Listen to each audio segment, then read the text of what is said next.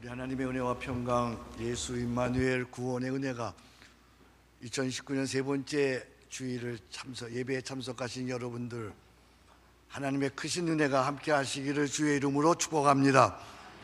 여러분이 생각하고 구하는 것보다 더 넘치는 하나님의 풍성하신 부요하심이 올 한 해 여러분과 함께 하시기를 주의 이름으로 축복합니다. 오늘 말씀의 제목은 그 풍성한 부요를 누리는 인생, 그 풍성한 부요를 누리는 인생. 소유의 관점에서 세상에는 두 부류의 사람이 있습니다. 먼저는 부자인데 가난하게 궁핍하게 사는 사람입니다. 그는 분명 많은 것을 소유했습니다. 많은 것을 가졌습니다. 그러나 만족하지 못하고 늘 불만과 불안 속에 힘겹게 어렵게 살아가고 있습니다. 또 한 사람은 분명 궁핍한데 가난한데 부요하게 사는 사람입니다. 그는 가진 것은 별로 없습니다. 그러나 늘 자족하고 범사에 감사하면서 풍성하게 넉넉하게 살아갑니다. 두 부류의 사람이 있습니다. 부자인데 궁핍하게 사는 사람입니다. 궁핍한데 부요하게 사는 사람입니다. 제가 아는 한 분은 준 재벌의 자녀입니다. 한강이 내려다 보이는 멋진 곳에 살고 있습니다. 본인은 유수한 대학의 강사로 출강하고 있습니다. 자녀는 유학을 다녀와서 중견기업을 건실하게 경영합니다. 운전기사를 두고 호텔 헬스클럽에서 건강을 가꿉니다. 사회적으로 성공한 이들과 교제를 나누며 살아갑니다. 무엇 하나 부러울 것이 없는 부자입니다. 그런데도 늘 어렵다고 합니다. 힘들다고 합니다. 죽겠다고 합니다. 이런저런 일이 잘 안 풀려서 이것만 해결되면 교회에 헌금도 하겠으니 기도해 달라고 합니다. 부자인데 늘 어렵게 힘들게 곤고하게 가난하게 살아갑니다. 또 한 사람은 가난합니다. 그래서 우유 배달을 하면서 근근히 살아갑니다.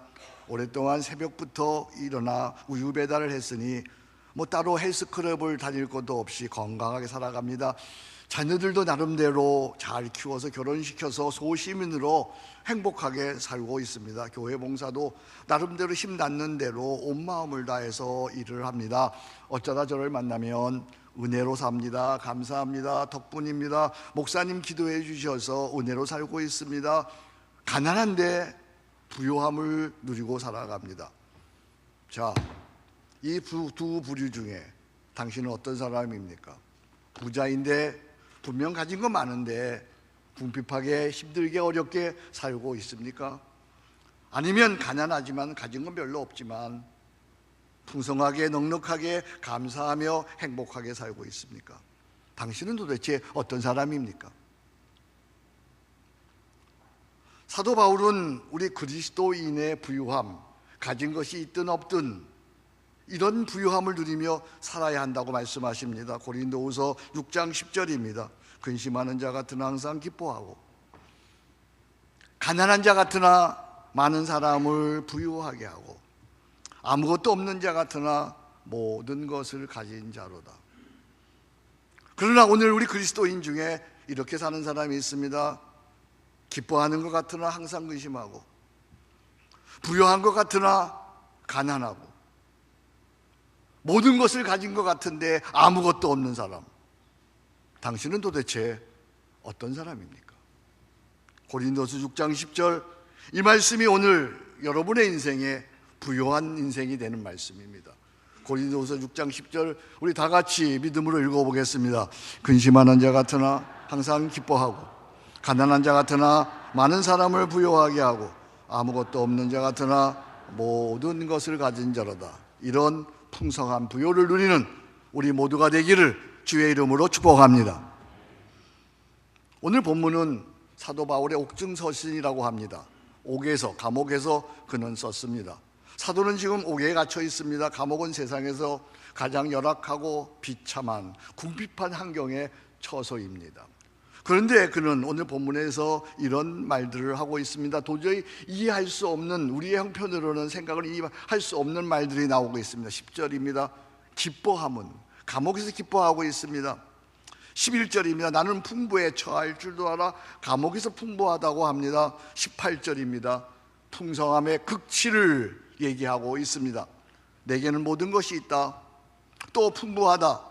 에바브로디도 편에 너희가 준 것을 받았으며 내가 풍족하다. 이는 받으실 만한 향기로운 제물이 하나님을 기쁘시게 하는 것이다. 여러분, 놀랍지 않습니까? 빌립보 교인들이 사도 바울을 위로하고 격려하고자 얼마간의 영치물 그리고 영치금을 넣어 주었습니다. 그런데 그것이 여러분 알듯이 얼마나 되겠습니까? 사도는 별것 안 가진, 별것 아닌 것 가지고 감옥에서 풍성함의 절정을 노래하고 있습니다. 어떻게 그가 가장 극심한 가난한 환경에서 절정의 풍성을 외칠 수 있을까요? 그 신비한 비밀, 가난하지만 옥에 있지만 그 놀라운 풍성함, 하늘의 보고를 여는 키, 그건 도대체 무엇일까요? 그것이 바로 19절입니다. 오늘 19절에 보면 하늘의 보고를 여는 키가 나오고 있습니다. 나의 하나님이 그리스도 예수 안에서 영광 가운데 그 풍성한 대로 나의 모든 쓸 것을, 너의 모든 쓸 것을 채우시리라. 오늘 주제의 말씀입니다. 우리 한번 같이 외워보거나 읽어보겠습니다. 같이 읽어보겠습니다. 나의 하나님이 그리스도 예수 안에서 영광 가운데 그 풍성한 대로 너의 모든 쓸 것을 채우시리라. 아멘. 한 번 더 외워보겠습니다. 시작. 나의 하나님이 그리스도 예수 안에서 영광 가운데 그 풍성한 대로 너의 모든 쓸 것을 채우시리라. 이 말씀의 주어는 뭡니까? 이 말씀의 주어는 나의 하나님이죠. 나의 하나님, my God. 전능하신 하나님, 천지를 말씀으로 창조하신 하나님, 그 하나님께서 하늘 보고의 주인이시고 천국은행의 은행장이 되십니다. 문제는 하나님이 나의 하나님이 되셔야 되는 것이죠. 하나님이 나의 하나님이 된다는 사실, 하나님이 나의 하나님이 되시면 그 다음 이어서 나오는 말씀이 그리스도 예수 안에서 영광 가운데 그 풍성한 대로 너의 모든 쓸 것을 채우시리라. 하나님이 나의 하나님이 되는 게 가장 중요한 거예요. 하나님이 나의 하나님. 다윗도 시편 23편에서 고백합니다. 여호와는 나의 목자시니 내가 부족함이 없으리로다. 하나님이 나의 하나님이 되시니까 부족함이 없습니다. 내가 사망의 뭉침한 골짜기를 다닐지라도 해를 두려워하지 않을 것을 주께서 나와 함께 하심이라. 내가 원수의 목전에서 내게 상을 베푸시고 내 잔이 넘치나이다. 하나님이 나의 하나님, 하나님이 나의 여호와입니다. 그러면 이제 여러분에게 묻습니다. 전능하신 하나님, 천지를 창조하신 하나님, 이 하나님이 나의 하나님이 되시면 큰 소리로 아멘. 전능하신 하나님, 천지를 창조하신 하나님, 이 하나님이 정말 나의 하나님이 되시나요? 정말 나의 하나님이 되시나요? 고맙습니다. 근데 제가 볼 때는 그렇지 않은 분들도 상당히 많은데 아멘 하는 거예요. 하나님이 나의 하나님이 되려면 세 가지 신앙 고백이 전제되어야 돼요. 한 가지 신앙 고백만으로는 나의 하나님이 될 수가 없어요. 첫 번째는 언어로 하는 신앙 고백입니다. 두 번째는 시간으로 하는 신앙 고백입니다. 시간이 없으면 인생이 없는 것입니다. 시간이 이 세상에서 가장 중요한 것 중에 하나입니다. 세 번째는 재정으로 하는 신앙 고백입니다. 이 세 가지, 언어로 하는 신앙 고백, 시간으로 하는 신앙 고백, 재정으로 하는 신앙 고백입니다. 언어로 하는 신앙 고백은 소위 사도신경입니다. 더 크리드. 우리가 매주 외우는 고백하는 신앙 고백입니다. 나는 전능하신 하나님 아버지 천지의 창조를 믿습니다. 나는 그의 유일하신 아들 우리 주 예수 그리스도를 믿습니다. 나는 성령을 믿습니다. 이 고백을 매일 때마다 시마다 고백하고 기도하는 것입니다. 언어로 하는 고백, 사도신경은 신앙 고백의 기초입니다. 신앙 고백의 기초, 언어로 하는, 말로 하는 신앙 고백, 사도신경입니다. 또 하나의 고백이 있습니다. 시간으로 하는 신앙 고백입니다. 시간으로 하는 신앙 고백은 예배입니다. 주일 성수입니다. 예배는 내 인생에 가장 거룩하고 가장 중요하며 가장 우선되는 시간입니다.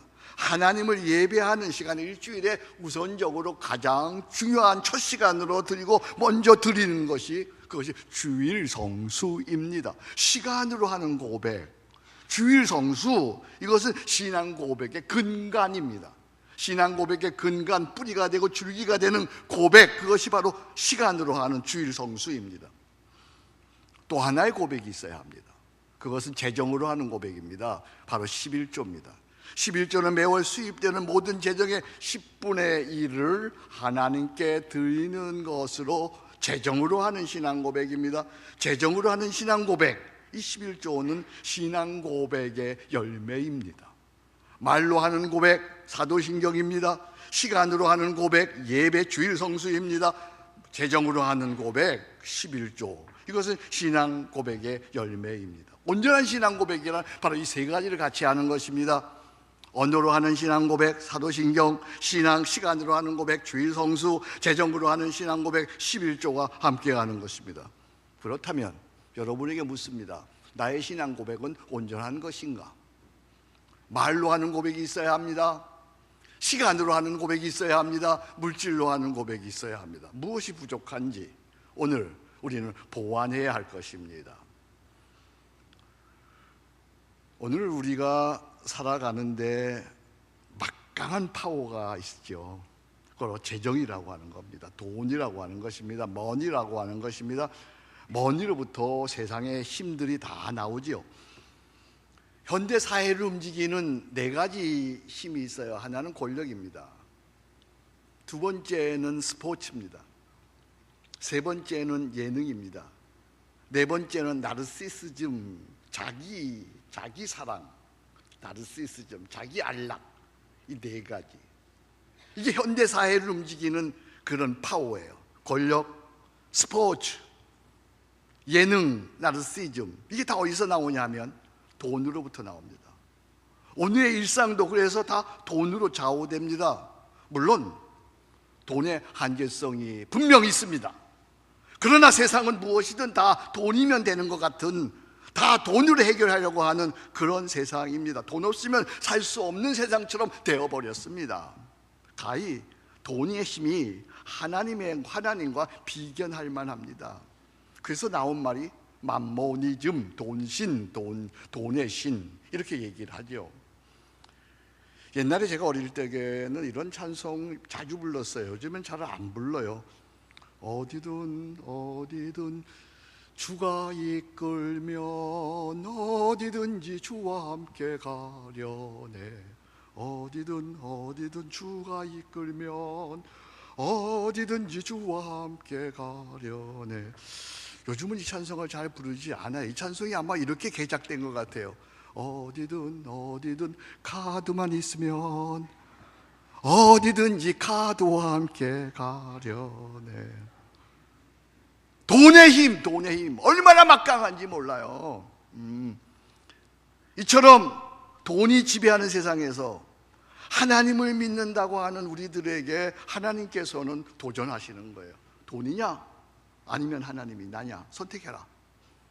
너가 정말 이 현대사회에서 돈을 믿는 거냐, 하나님 나를 믿는 거냐, 선택해라. 마태복음 6장 23절에서 우리 예수님은 이렇게 우리에게 말씀하십니다. 오늘 마태복음 6장 23절 보시겠습니다. 한 사람이 두 주인을 섬기지 못할 것이니 혹 이를 미워하고 저를 사랑하거나, 둘 중에 하나입니다. 혹 이를 중히 여기거나 저를 긍히 정히 여깁니다. 너희가 다 같이 읽습니다. 하나님과 재물을 겸하여 섬기지 못하느니라. 너희가 하나님과 재물을 겸하여 섬길 수 없다. 돈이냐 하나님이냐 둘 중에 하나 섬기는 것이다. 그래서 구약 말라기에서는 보다 엄중하게 하나님께서 말씀하십니다. 말라기 3장 8절에서 9절입니다. 사람이 어찌 하나님의 것을 도둑질하겠느냐.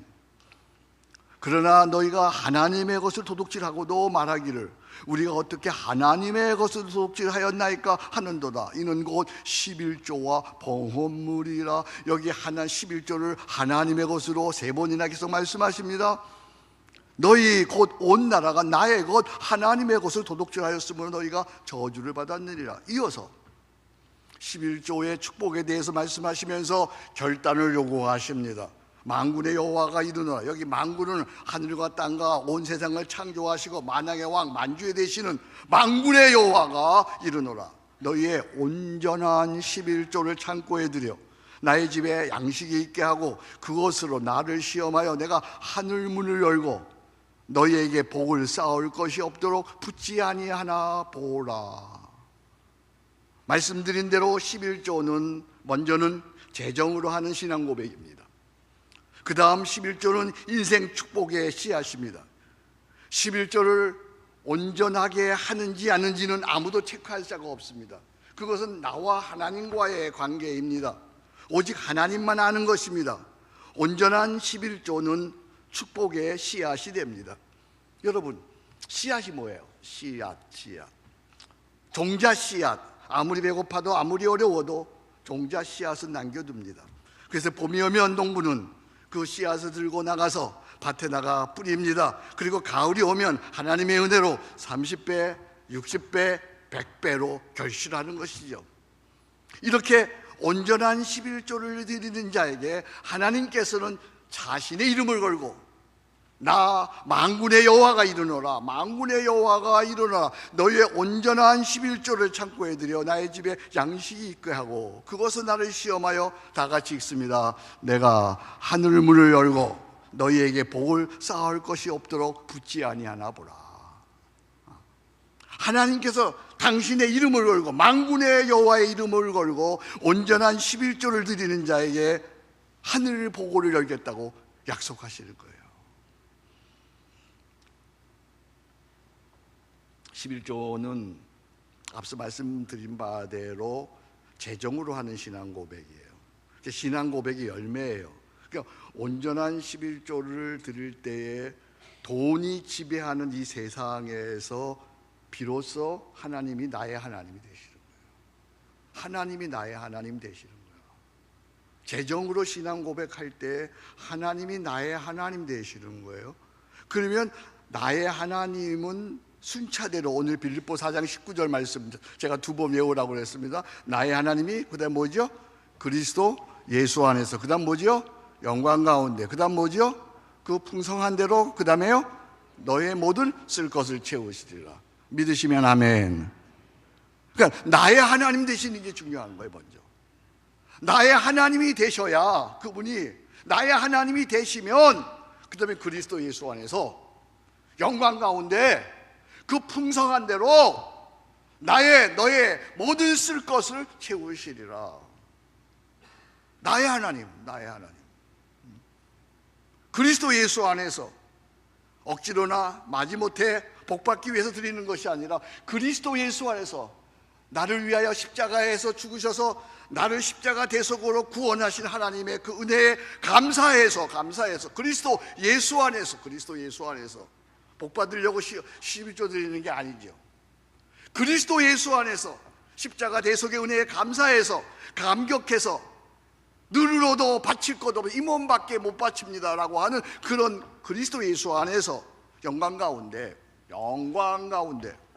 내가 아니고 어떤 사람이 드러나는 것이 아니고 어떤 교회가 드러나는 것이 아니라 무엇이든지 나로 인하여 가난한 자, 억울한 자, 소외된 자, 고통받는 자, 그들에게 하나님의 나라가 의가 이루어져서 하나님의 이름이 영광을 받으실 때에 그 풍성한 대로 모든 쓸 것을 채워주시는 것이죠.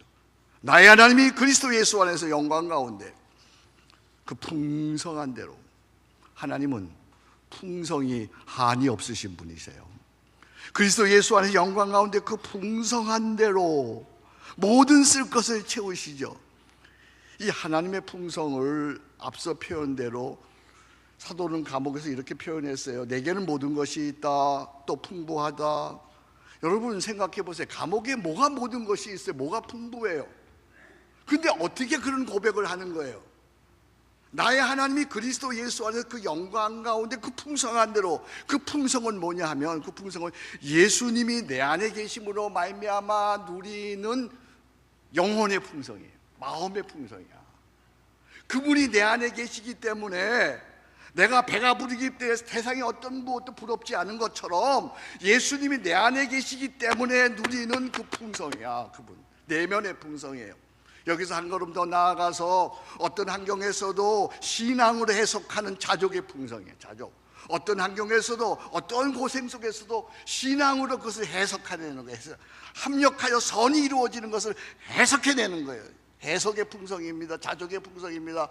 그러나 한 걸음 더 나아가서 나는 죽고 내 안에 사시는 그리스도가 앞서서 행하시면서 길을 열어주시는 임마누엘의 풍성, 그 풍성 마음의 풍성입니다. 해석해서 오는 자족의 풍성입니다. 하나님이 역사하시는 임마누엘의 풍성, 그 풍성한 대로 그 다음 구절이 뭐예요? 너의 모든 쓸 것을 채우시라. 믿으시면 아멘. 오늘을 살아가는 데 있어야 하는 모든 쓸 것, 영어로 보세요.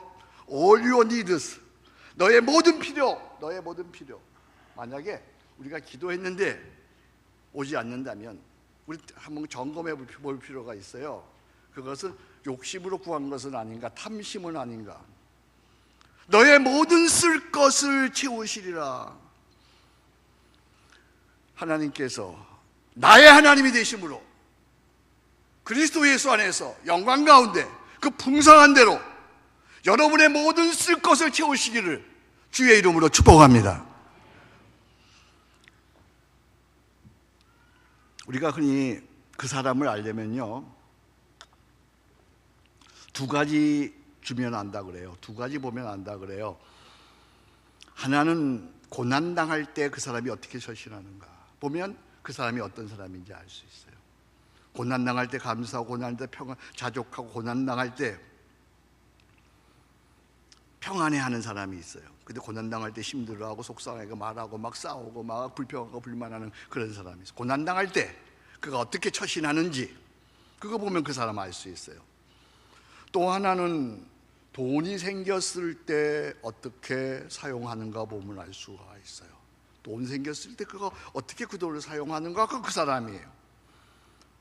하나님을 나의 하나님으로 고백하는 사람, 재정으로 하나님 앞에 신앙 고백하는 사람은 당연히 돈 사용이 달라져야 됩니다.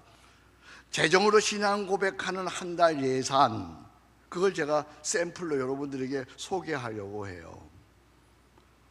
하나님이 나의 하나님 되시는 사람은 돈 사용이 달라요. 어떻게 돈 사용할까요? 1순위, 2순위, 3순위, 4순위가 있어요. 자, 1순위 보겠습니다. 1순위는 첫 번째가 11조입니다. 그 다음에 정기헌금입니다. 주일 헌금, 감사헌금입니다. 그 다음에 부채상환입니다. 부채를 갖고 있으면 그 사람의 노예가 됩니다. 부채상환입니다. 세 번째는 세금입니다. 세금, 공과금 이거 내지 않으면 국가로부터 어려움을 당합니다. 당연히 우리 기독교인들이 이거 먼저 해야 됩니다.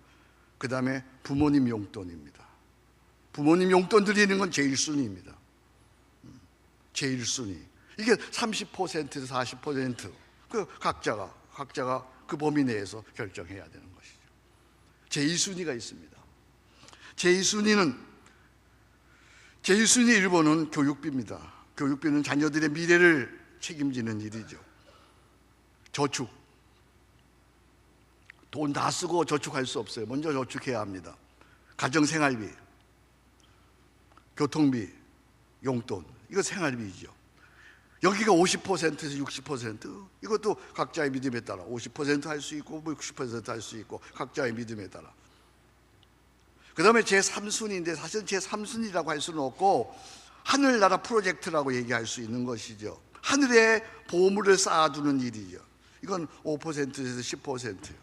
선교, 오늘 했던 장학, 구제, 교회 건축, 이게 하늘나라 프로젝트에 대해서 내가 내 믿음대로 5%, 10%. 그러면 다른 걸 줄여야 되겠죠. 이 순위를 줄이거나 뭐 해야 되겠죠. 제4순위입니다. 새 물건 구입하는 것, 그리고 여가 선영하는 것. 이것도 역시 5%, 10%. 자, 여기 이것은 하나님을 나의 하나님으로 인정하는 재정 사용에 대한 한 샘플이에요. 한 지침일 뿐이에요. 이런 범위 안에서 여러분이 각자가 어떤 사람은 1순위를 30% 할 수 있고, 아니면 뭐 25%도 할 수 있어요. 2순위를 뭐 한 60%, 그건 각자에 따라 잘 적용하는 거죠. 나의 하나님이 그리스도 예수 안에서 영광 가운데 하나님이 나의 하나님이 되시는 사람의 물질 사용은 달라야 되죠. 세상 사람들하고 달라야 되죠. 자, 여러분들, 이것이 여러분들이 앞으로 올 1년, 앞으로 평생 동안 살아가면서 예산을 지출해야 하는 한 샘플인 거예요. 이런 샘플에 근거해서 이제 여러분들이 믿음으로 사셔야 되죠. 한 젊은 크리스찬이 하나님께 받은 바 사명이, 비전이 있어서 사업을 시작을 했어요. 뭐 사업 시작하고 보니 예상보다 투자금이 많이 들었습니다. 돈이 없죠. 그럼에도 어렵지만 매달 11조를 하나님께 드렸어요. 기도하는 중에 하나님께서 감동을 주셔서 첫 번째 수익금 그리고 두 번째 수익금을 전액 하나님께 드렸습니다. 하나님께서 감동 주셔서, 누가 뭐 하라 그러지 않아서 하나님께서 감동 주셔서, 그리고 몇 개월이 지났습니다. 세상이 알 수 없는 신비한 하나님의 풍성이 이 젊은 사장에 임한 거예요. 중소기업을 지원하는 그런 기관으로부터 거기에 창업지원금을 신청했는데 창업지원금이 거액이 온 거예요. 할렐루야. 이게 참 놀라운 일이잖아요. 또 아는 믿음의 선배가 자원해서 자기 그 사업 설명을 듣고 보니까 그거 괜찮은 모양이에요. 자기가 스스로 이사가 된다고 해서 자금을 투자해 주었습니다. 또 먼 친척 되는 분이 아무런 조건 없이 마음껏 사용하려면서 사무실과 교육 공간을 무료로 그리고 제공해 주었어요. 무엇보다 놀라운 것은 구매자가 끊어지지 않고 지속적으로 생겨서 사업이 조금씩 진전되고 있다는 거예요. 젊은 사장은 이런 고백을 합니다. 하나님께서 한 걸음씩 저를 인도해 주세요. 가끔씩 낙심이 되기도 하고 그만두고 싶기도 하지만 그때마다 기도하고 순종하면 포기하지 않도록 한 걸음씩 하나씩 필요를 해결해 주세요. 사실 매일 하나님의 신비한 기적 가운데 저는 살고 있습니다. 이 젊은 사장, 아직 가야 할 길이 멀지만 그의 삶의 모습이 기특해서 대견해서 제가 두 손 들어 축복 기도를 해 주었습니다. 자, 우리 사랑하는 형제자매 여러분, 이제 우리의 믿음의 결단이 남았습니다. 온 세상, 돈이 지배하는 세상에서 맘몬을 주인으로 섬길 것인지 아니면 하나님을 나의 하나님으로 섬길 것인지 이제 결단해야 됩니다. 여호수아는 세검에 모인 이스라엘 백성들을 향해서 마지막 그의 설교를 비장하게 이렇게 하고 있습니다. 여호수아서 24장 15절입니다. 만일 여호와를 섬기는 것이 너희에게 좋지 않게 보이거든 너희 조상들이 강 저쪽에 섬기던 신이든지 또는 너희가 거주하는 땅에 있는 아모리 족속의 신이든지, 우리 다 같이 읽습니다. 너희가 섬길 자를 오늘 택하라. 오직 나와 내 집은 여호와를 섬기겠노라. 너희들이 지금까지 살아온 대로 저 우상을 섬기며 살 것인지 아니면 하나님을 나의 하나님으로 섬길 것인지 지금 선택해라. 너희가 섬길 자를 오늘 택해라. 오직 나와 내 집은 여호와를 섬기겠노라. 오늘 저도 여러분들에게 엄중한 선택을 촉구합니다. 돈에 매여 살아가는 맘몬의 종이냐, 아니면 돈으로부터 자유하여 풍성을 누리는 하나님의 자녀냐, 선택하십시오. 저는 이렇게 선택합니다. 나는 더 이상 돈의 종이 아니라 하나님은 나의 하나님으로 온전히 섬기며 살겠습니다. 아멘. 이건 저의 선택입니다. 여러분 이렇게 선택하며 사시기를 원하시는 분들은 이 고백을 저와 함께 같이 읽어보겠습니다. 같이 읽습니다. 나는 더 이상 돈의 종이 아니라 하나님을 나의 하나님으로 온전히 섬기며 살겠습니다. 아멘. 그러면 나의 하나님이 그리스도 예수 안에서 영광 가운데 그 풍성한 대로 너의 모든 쓸 것을 채워주실 줄로 믿습니다. 그 풍성한 하나님의 부여를 누리며 살아가는 우리 모두가 되기를 주의 이름으로 축복합니다. 하나님 아버지 감사합니다. 하나님께서 오늘 우리에게 돈의 종으로 살 것이냐 아니면 하나님의 풍성을 누리는 하나님의 자녀로 살 것이냐 선택하라고 말씀하셨습니다. 오늘 우리는 더 이상 돈의 종이 아니라 하나님을 나의 하나님으로 온전히 섬기며 살겠습니다. 이렇게 결단하오니 빌립보 4장 19절 말씀대로 나의 하나님이 그리스도 예수 안에서 영광 가운데 그 풍성한 대로 우리의 모든 쓸 것을 채워 주시옵소서. 예수님의 이름으로 기도합니다. 아멘.